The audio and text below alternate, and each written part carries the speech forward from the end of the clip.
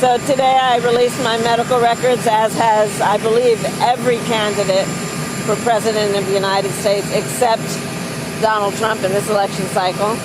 And it's just a further example of his lack of transparency, that on top of his unwillingness to debate again, his unwillingness to do an interview with 60 Minutes, which again is part of the norm of what anyone running for President of the United States does. And I think that it's obvious that his team, at least, does not want the American people to see everything about who he is.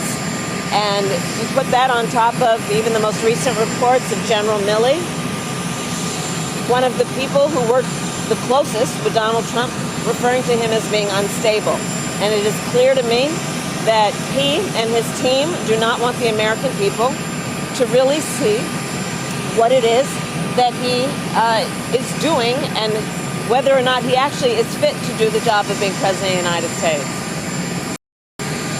I will not give you a medical analysis of his fitness, but on every other level, when it comes to what we should expect in a President of the United States around having the ability to actually exercise good judgment, both as Commander-in-Chief and as the leader of this great country, we know that he does not have the ability to do the job. He is unfit for office.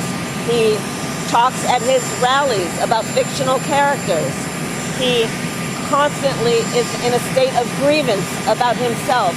He has no plans for the American people. And then he just makes things up on a full-time basis with the intention to make the people afraid, to make people fear that which they should not be afraid of. But he does it in a way that he thinks, I think, will compel them to believe that somehow he is the savior, when in fact he is quite unfit to do the job. So this is a tight race, but the choice is clear.